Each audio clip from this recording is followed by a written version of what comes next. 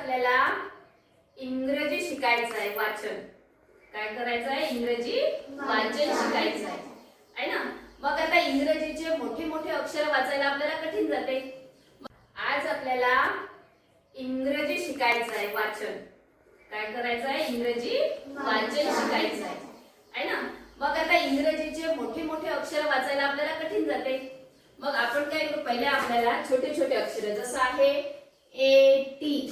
काय होते? A T. ए म्हणजे ए म्हणजे आणि टी म्हणजे ॲटो. याला काय करायचं? आहे ना. त्यानंतर असे आणखी काही शब्द आहेत. ई न. काय आहे? ई न. त्यानंतर आय आणि एस. आता बघा, पहिला आपण एक हा वर्ड घेतला ॲटो. काय आहे हा? ॲट. हा सगळ्यांना वाचता येतो. आता या ॲट जवळ आता ॲट येते तुम्हाला वाचता. मग आपण हे ॲट जसंच्या तसं ठेवू. ए टी ॲट ठेवलाय. ॲट जवळ आणखी काही अक्षर लावून बघू काय उच्चार होते तो. जसं आता मी इथे पहिले सी लावून पाहिला. आता तुम्हाला माहिती सी चा उच्चार कसा करायचा आहे? क सारखा. कसा उच्चार करायचा आहे? मग सी आणि ए टी कॅट. काय झालं हे? ओके. आता तसंच ए टी जसंच्या तसंच ठेवलेलं आहे. आता या ॲट जवळ काय लावायचं ते मी एम लावते. आता एम म्हणजे म. मग म आणि ॲट काय होईल? मॅट. काय होईल? परत एक अक्षर बघू. A T. काय आहे? आहे ना.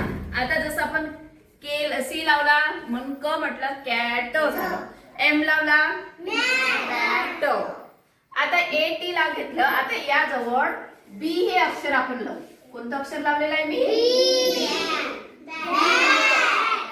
आता ए टी माहित आहे म्हणून बी ए टी. काय झालं? बॅट. गुड. त्यानंतर आपण आणखी तुम्ही सांगा एखादं अक्षर असं की जे ॲट जवळ लावायचं आहे आपल्याला. ए टी ॲट जवळ असं एखादं काय लावायचं? ॲट नाही यच.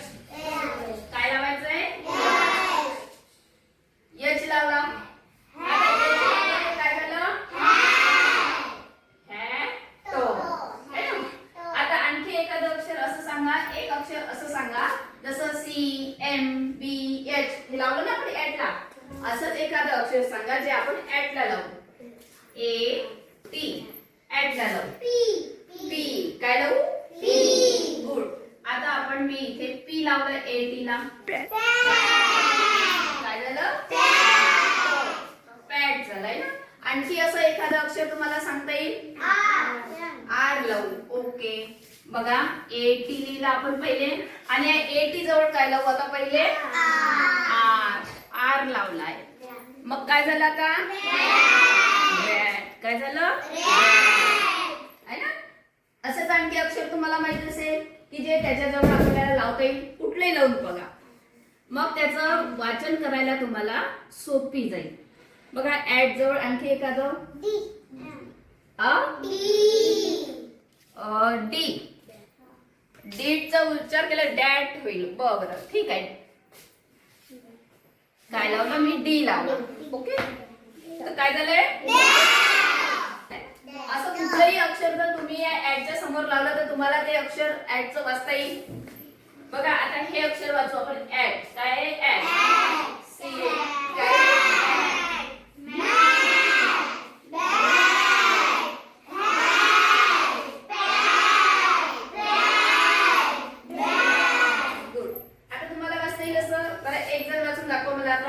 ये दीक्षा. हा वाचून दाखव.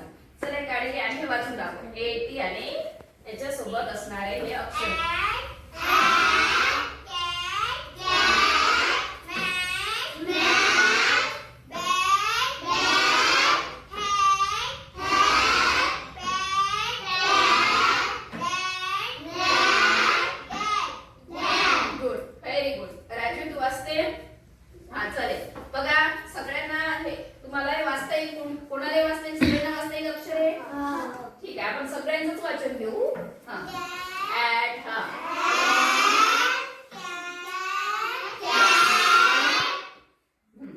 लावलेलं आहे तिथं मग काय होईल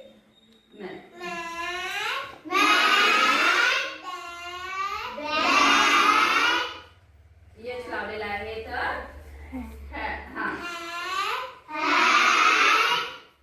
पी लावला तर आर लावला तर डी लावला तर व्हेरी गुड छान वाचला येईल पण हा आता कोण वाचते बर CIM ठीक आहे हा बघा आता मी सगळ्यांच्या नाव वाचल्यानंतर